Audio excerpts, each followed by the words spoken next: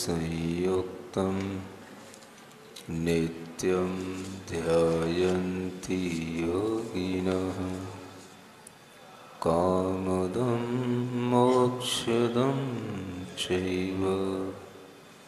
ओंकाराय नमो नमः। अरहमित्यक्षरं ब्रह्म वाचकं परमेष्ठिनः सिद्धचक्रस्य सद्बीजं सर्वतः प्रणमाम्यहम्। अनंतानंत सिद्ध परमेष्ठी भगवान की, देवादिदेव आदिम तीर्थंकर श्री ऋषभनाथ भगवान की, वर्तमान शासन नायक श्री वर्धमान महावीर भगवान की, परम पूज्य आचार्य गुरुवर श्री विद्यासागर जी महाराज की, और हम ध्यान योग प्रणेता मुनिवर श्री 108 प्रणम्य सागर जी महाराज की जय। नमोस्तु गुरुदेव, नमोस्तु गुरुदेव। वैराग्य शतक इस ग्रंथ के माध्यम से बहुत से लोग यहाँ बैठे हुए और अन्यत्र भी संसार की विचित्र दशा का वर्णन सुन रहे हैं। और यह वर्णन निरंतर चल रहा है। जिस क्रम से ये वर्णन धीरे धीरे आगे बढ़ते हुए हमारे अंदर संसार की सब प्रकार के जो भाव हैं उन सब भावों के साथ में हमें किस समय पर क्या सोचना चाहिए और किस समय पर हमारे अंदर किस तरह के विचार आने चाहिए, ये बात बताने के लिए, अपने हित की बात करने के लिए, राग की कमी के लिए, कषायों की कमी के लिए इस तरह के ग्रंथों की उपादेयता बहुत अधिक बनती है। इसी क्रम में गाथा नंबर 77 और 78 पढ़ते हैं। कुणसी ममत्तम धन शयन विहव पमुहेषु अनंत दुखेषु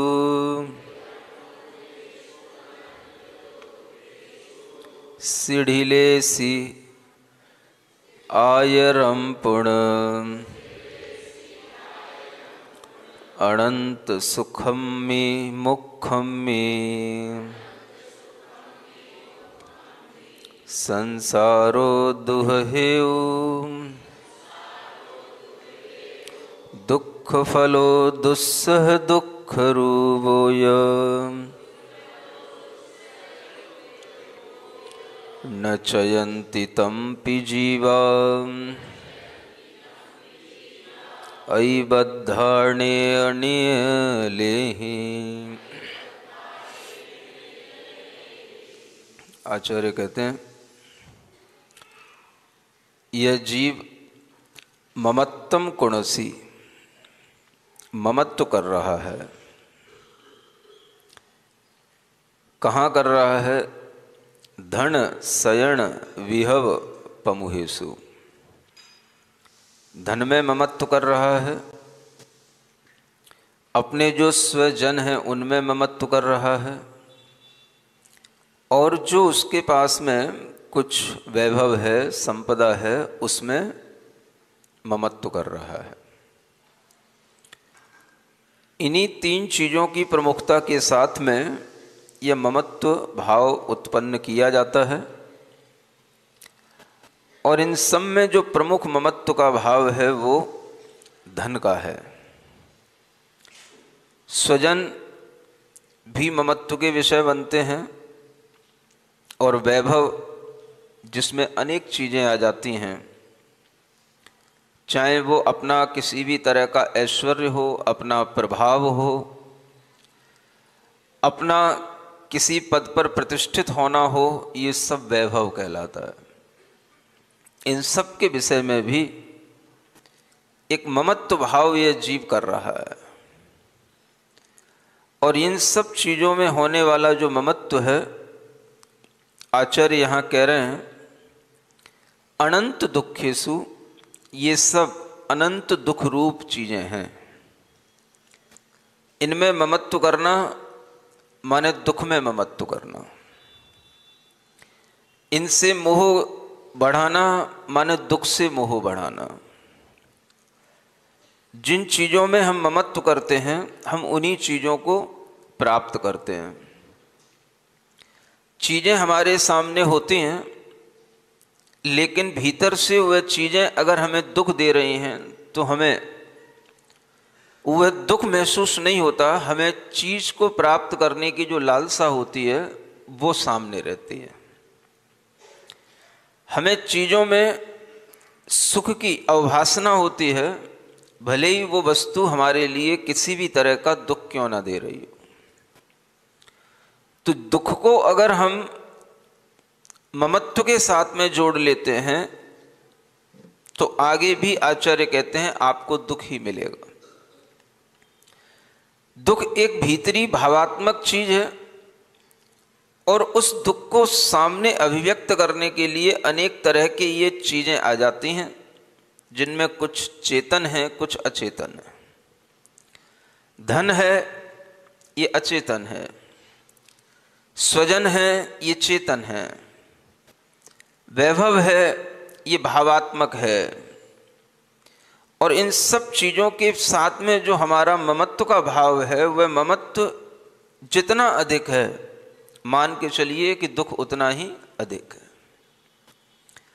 इन सब अनंत दुख वाली चीज़ों में अगर हमने ममत्व किया है तो ऐसी मन की परिणति बन जाती है, मन जहाँ पर लग जाता है, मन जहाँ पर आदर करता है, बस वहीं पर वह लगा रहता है।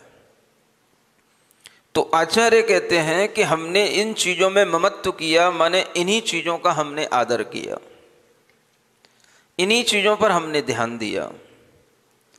हमने धन के अलावा कब किस चीज़ पर और ध्यान दिया?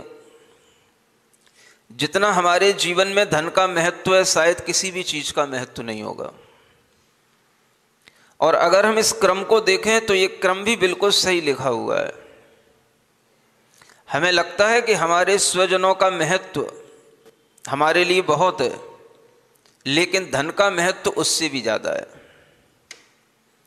कभी कभी स्वजन घर पर रहते हैं, स्वजनों को भी हम उपेक्षित कर देते हैं जब हमारे सामने धन की बात आती है।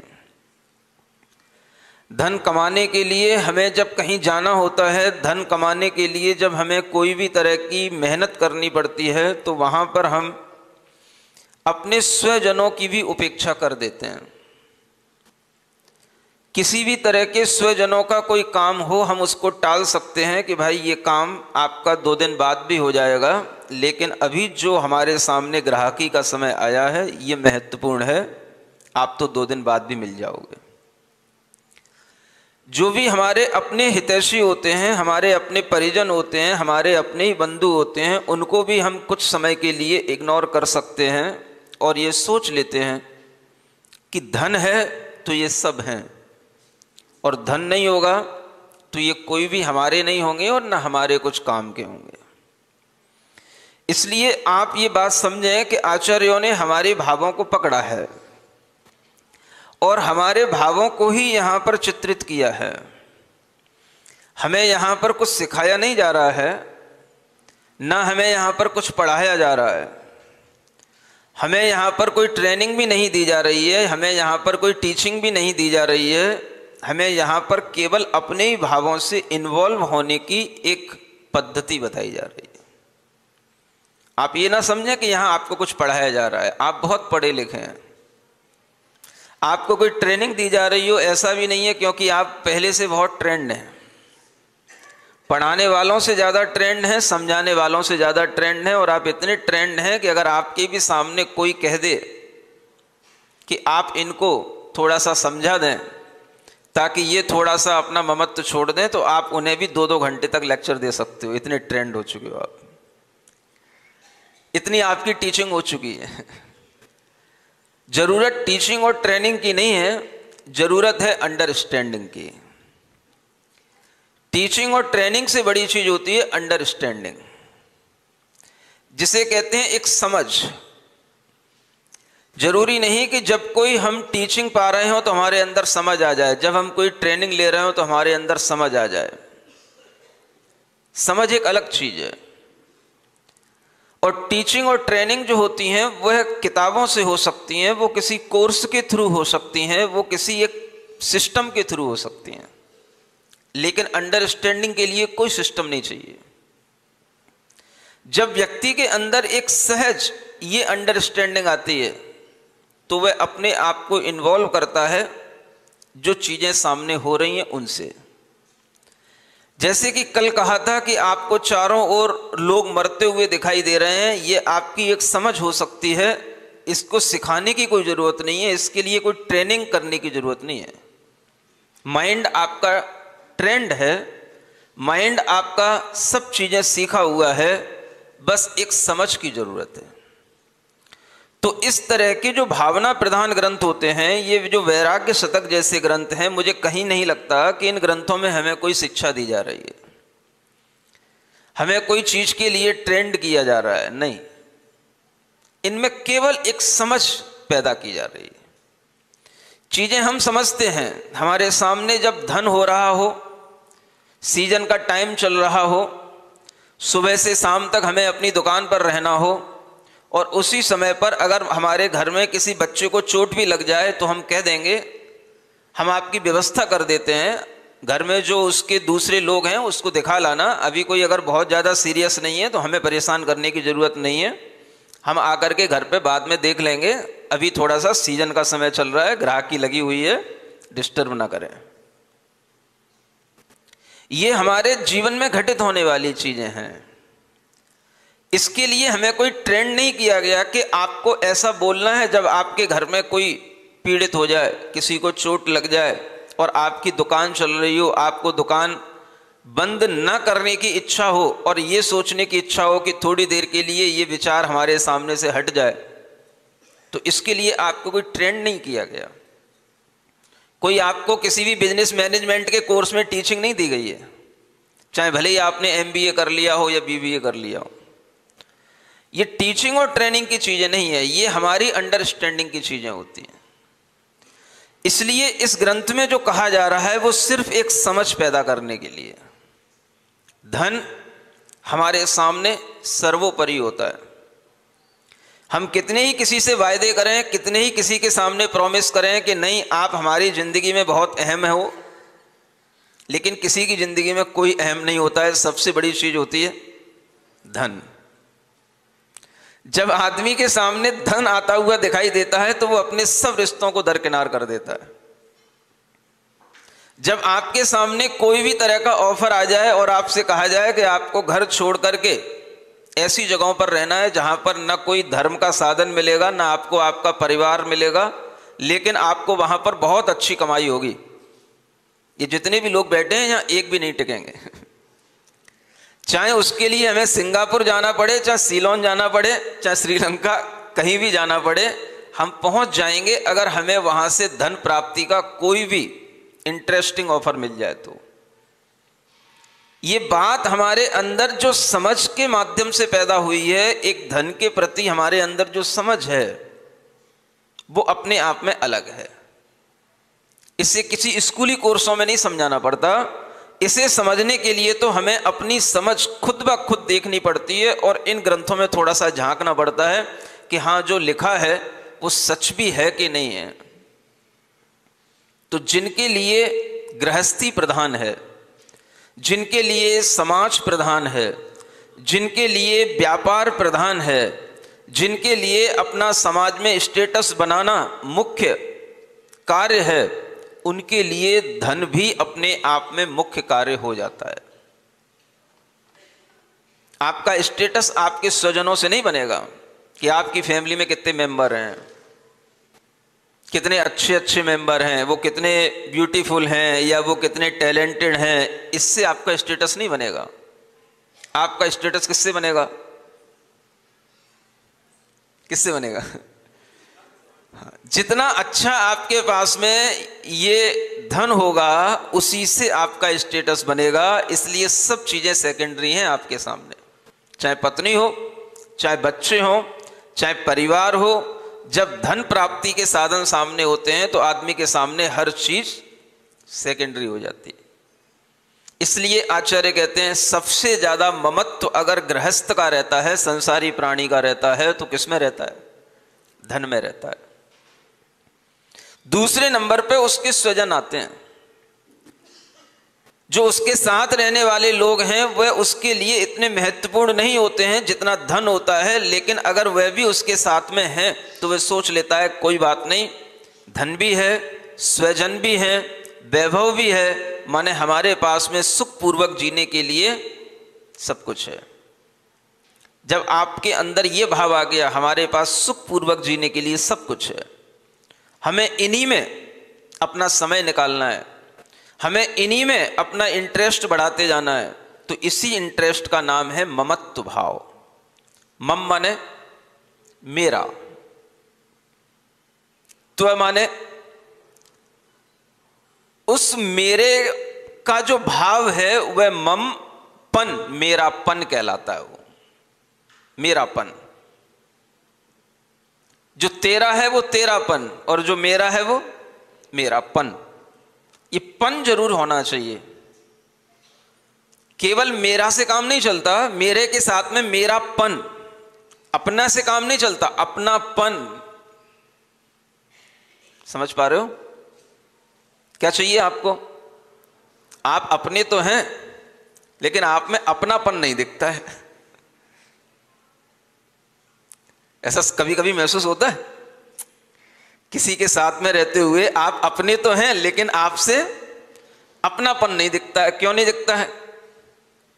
जैसे अपनापन दिखा करके बात की जाती है, जैसा अपनापन दिखा करके अपनी किसी भी तरह से मन वचन कायी की क्रिया की जाती है, वैसा आप नहीं करते हो। इसलिए आप अपने तो हो क्योंकि अब आप अपने ही घर में हो। वो भाई बहन भी हो सकते हैं, वो पिता पुत्र भी हो सकते हैं, वो दो भाई भी हो सकते हैं, कोई भी हो सकता है, अपने सब हैं। लेकिन अपने होते हुए भी अपनापन, ये थोड़ी सी डिफरेंट चीज है। मेरा होना और मेरापन होना, इन दोनों में अंतर आ जाता है।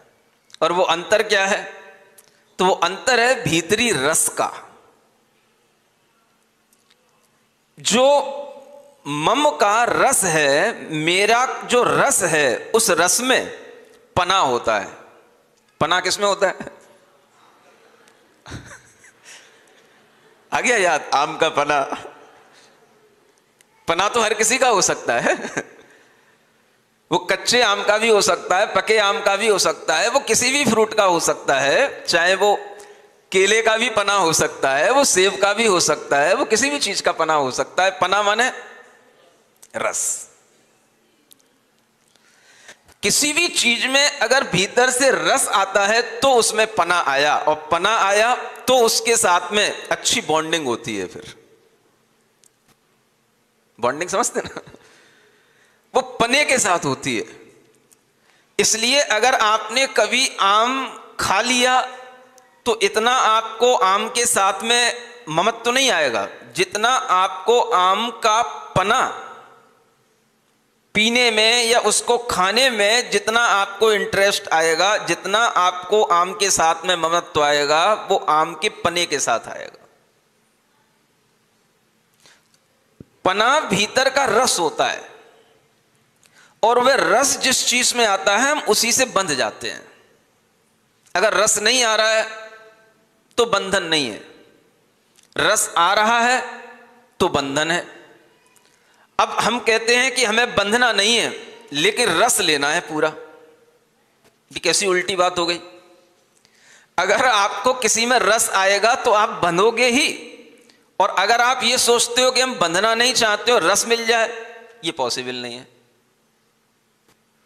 समझ पा रहे हो?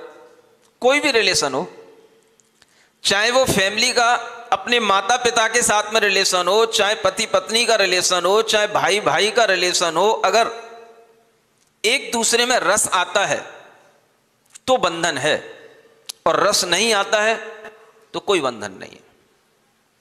मेरा होना अलग चीज है और मेरापन होना अलग चीज है। अपना होना अलग बात है और अपनापन होना अलग बात है। अपने तो सभी होते हैं, घर में रहने वाले सभी सदस्य अपने हैं, लेकिन सबसे अपनापन नहीं होता। पन सब में नहीं आता, वो पना उसी में आएगा जिसमें अपना कुछ अलग से इंटरेस्ट आता है। वो इंटरेस्ट आपका घर के किसी एक सदस्य में भी आता है तो उसी से आपका अपनापन है। बाकी सदस्य आपके साथ में रह रहे हैं, वो आपके अपने हो सकते हैं। तो ये पन जो है वो हमें बांधता है। रस आपके अंदर किस चीज के साथ जुड़ रहा है, रस आपको किस चीज से जोड़ रहा है, वह रस देखना है आपको अपने भीतर का। वो रस दिखाने के लिए आपको कोई एमबीए की क्लासें अटेंड करने की जरूरत नहीं है। वो रस की समझ पैदा करने के लिए ही आपको वैराग्य शतक जैसे ग्रंथों की क्लासें अटेंड करने की जरूरत है। ये क्लासें आपके लिए कोई अलग से आपको ट्रेंड नहीं कर रही हैं, ये आपके अंदर एक समझ पैदा कर रही हैं कि हम समझ पाएं रस किस में आ रहा है। धन में ज्यादा रस आ रहा है कि जो हमारे घर के लोग हैं उनमें ज्यादा रस आ रहा है, कि जो हमारा अपना एक स्टेटस बना हुआ है, हमारा एक प्रभाव बना हुआ है, उसमें हमें ज्यादा रस आ रहा है। हम किसी पद पर आसीन है, हमें उसमें ज्यादा रस आ रहा है। आप जिस चीज में अपना ज्यादा रस महसूस करो,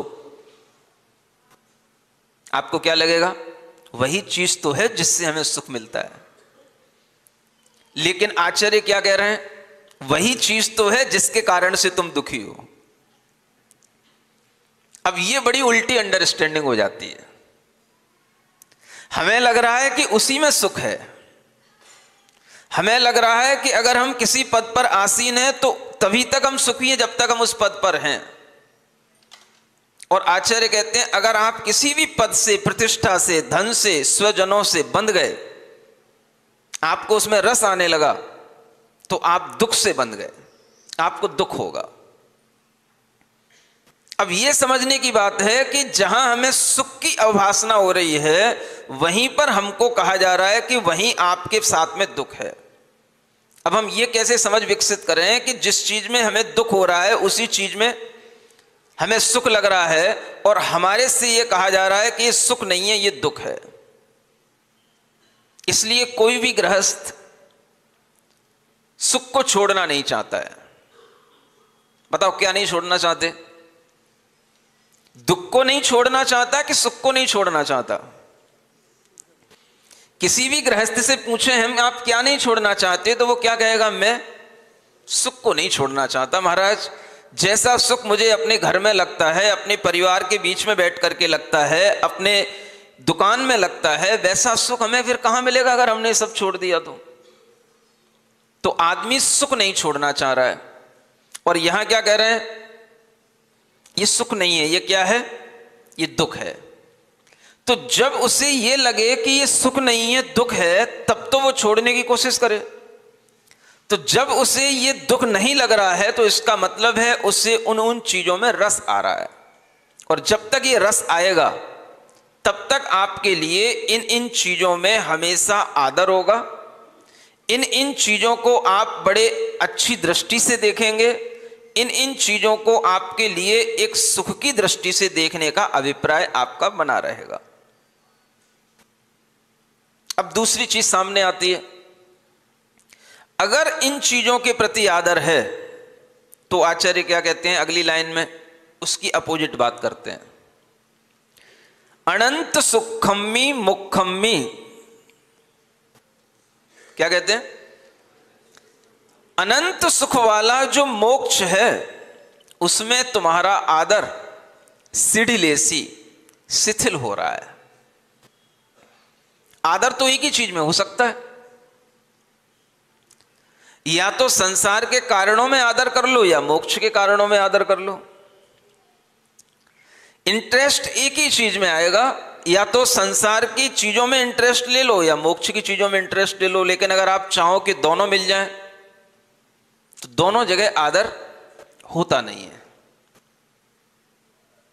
दोनों रास्तों पे चला नहीं जाता है। जैसे दो नाव पे सवार होकर के नहीं चला जाता, दो नाव पे सवार होकर के आप नदी पार नहीं कर सकते, वैसे ही दो जगहों पर आदर करके आप कहीं नहीं पहुंच सकते, और दो जगहों पर आदर हो भी नहीं सकता, क्योंकि ये दोनों अपोजिट टेस्ट की चीजें हैं। आपका टेस्ट अगर धन, स्वजन और वैभव में है तो ये मान के चलिए कि आपका टेस्ट अनंत सुख रूप मोक्ष में नहीं है। और अगर आपका टेस्ट अनंत सुख रूप मोक्ष में है तो आपका टेस्ट धन, स्वजन और वैभव में नहीं होगा। रस किसमें आ रहा है, स्वाद किसमें आ रहा है, अच्छा किसमें लग रहा है, ये दो बातें हैं और दोनों अपोजिट हैं। टेस्ट भी अपोजिट है, वस्तुएं भी अपोजिट हैं, भाव भी बिल्कुल विपरीतता के साथ हैं। अगर आपको मोक्ष सुख में आदर होगा तो आपको संसार सुख में आदर नहीं होगा, और अगर आपको संसार के सुख में आदर भासता है, लगता है, तो आप ये मान के चलिए आपको मोक्ष सुख से कोई लेना देना नहीं है। आपका मोक्ष सुख में आदर का भाव नहीं है, क्योंकि अगर आपको मोक्ष सुख में आदर आएगा तो इन चीजों में आपके अंदर से वह पना नहीं बहेगा, वो रस नहीं बहेगा जो आपके अंदर बह रहा है। दो पथपंथी चले न पंथा, क्या सुन रहे हो? दो चीजों में एक साथ सवार होकर के जैसे आप किसी भी नाव से नदी पार नहीं कर सकते, ऐसे ही आप दोनों जगहों पर आप हाथ मारें कि हमें संसार का भी सुख मिल जाए और मोक्ष का भी सुख मिल जाए, तो मिल नहीं सकता है। दो काम नहीं होए सयाने, राग भोग और मोक्ष पाने। सुन रहे हो सयाने? सब सयाने ही है। दो काम नहीं होए सयाने, दो काम एक साथ नहीं होंगे। हमें राग भोग भी चाहिए और मोक्ष भी चाहिए, दोनों एक साथ नहीं होंगे। इसलिए यहां कहा जा रहा है कि अगर आपका आदर मोक्ष सुख में शिथिल हो रहा है तो इसका मतलब है आदर एक जगह बढ़ रहा है। एक जगह आदर बढ़ेगा, दूसरी जगह आदर शिथिल होगा। एक जगह आपका इंटरेस्ट बढ़ेगा, दूसरी जगह इंटरेस्ट कम होगा, क्योंकि मन एक ही है और वह जहां पर रुचि करेगा, जहां पर वह अपना मन लगाएगा, वह वहीं पर उस चीज को प्राप्त करने की इच्छा करेगा। तो अब आपको सोचना है कि हमारा मन कहां पर रस ले रहा है। आप कहते हो कि हमें घर में वैरागी होकर के रहना है, आप घर में वैरागी होकर के रहिए, लेकिन अपने आप से छल मत कीजिए। घर में वैरागी होकर के रहने का यह एक माप तौल बताया जा रहा है। यह माप है घर में वैरागी होने का, आपका रस किस में है। आप अपने आप से पूछिए और किसी से मत पूछिए। अपने ही मन से खुद समझिए कि हमारा रस जिस चीज में आ रहा है, हमें जिस चीज में सुख लग रहा है, बस वही हमारे लिए उपादेय है, वही हमारे लिए मुख्य वस्तु है, बाकी तो सब औपचारिक है। तो आपने मोक्ष सुख को मुख्य वस्तु बनाया है या औपचारिक बनाया है? घर में वैरागी होने का टाइटल आपको तब मिलेगा जब आप घर में रह करके भी अपने अंदर इस तरह के मोक्ष सुख में आदर प्राप्त करेंगे, तो आपको घर में रह करके भी वैरागी होने का टाइटल मिलेगा। समाजजन होते हैं, समाज के कार्यकर्ता होते हैं, सांसद होते हैं, विधायक होते हैं, समाज सेवी होते हैं, लेकिन ये जब क्या सोचते हैं, क्या कहते हैं, अगर हमें काम करने को मिल गया तो हम कर लेंगे, और नहीं मिला तो नहीं करेंगे। ऐसा मन में अगर भाव आ जाता है तो ये भाव तो समाज सेवा का भाव बनता है। और अगर हमें हमारी इच्छा के अनुसार काम करते हुए नहीं मिला तो हम क्या करेंगे? हम बगावत करने लग जाएंगे। तो फिर क्या होगा? अगर आप बगावत पर उतर आए तो इसका मतलब यह है कि आप समाज सेवा के कार्य में रुचि नहीं रखते हैं। जब आपके अंदर यह भाव होगा कि हमें यह काम करना है तो यह काम करना प्रमुख होना चाहिए। इससे मतलब नहीं है कि यह काम हमें किस पार्टी में रह करके करना है। समाज सेवा करने वाला व्यक्ति पार्टियां नहीं देखता है, काम देखता है। और अगर आपके अंदर वह काम करने की भावना है तो आप उस काम को कर ले जाएंगे, क्योंकि आपको मतलब सिर्फ काम से है। तो जब व्यक्ति ये कहता है कि मैं तो महाराज केवल समाज सेवा कर रहा हूं, जब भी कोई नेता आएगा, सांसद आएगा, विधायक आएगा, कोई भी व्यक्ति आएगा, यही कहेगा महाराज मुझे तो नियुक्त कर दिया गया है, भगवान की कृपा से मैं समाज सेवा के कार्य में लगा हुआ हूं, जितनी हो जाए हो जाए। ये कहने का एक डायलॉग है या ये भीतर से समाज सेवा का भाव है? ये बात कब सामने आती है? ये तब सामने आती है जब हम समाज सेवा करते हुए भी अपनी पद प्रतिष्ठा को तो ऊपर रखते हैं और समाज सेवा हो जाए तो ठीक, ना हो जाए तो ठीक। ऐसी स्थिति में हम सामाजिक कार्यकर्ता, एक अच्छे कार्यकर्ता नहीं बन सकते। एक घर का अच्छा व्यक्ति तब अच्छा व्यक्ति कहलाता है जब वह घर का सारा काम भी करता हो और घर के किसी भी काम से उसका लगाव भी ना हो। सुन रहे हो? सामाजिक कार्यकर्ता वो सर्वश्रेष्ठ कार्यकर्ता होता है जो समाज का हर काम भी करता हो, लेकिन उसके समाज के किसी भी पदों से या किसी भी तरह के लोगों से उसका लगाव भी ना हो। काम सबके में आ रहा है, सबका काम कर रहा है और उसका लगाव किसी से नहीं है। ऐसा व्यक्ति कहीं मिलेगा? ढूंढो उसको, घरों में ढूंढो, समाज में ढूंढो। हम अगर कोई काम करते हैं तो किसी ना किसी के साथ जुड़ करके करते हैं, लगाव के साथ करते हैं। अगर आपके अंदर वास्तव में ये भावना है कि हमें भगवान ने इस काम के लिए दिया है और हमें ये काम करना है, तो आपका मतलब सिर्फ काम से होगा। सेवा अपने आप में एक इतना बढ़िया काम है, सेवा अपने आप में एक इतना बड़ा धर्म है कि अगर आदमी केवल सेवा करे तो सेवा से ही सब कुछ प्राप्त कर सकता है। केवल सेवा, उस सेवा में अपेक्षा ना हो, ऐसी सेवा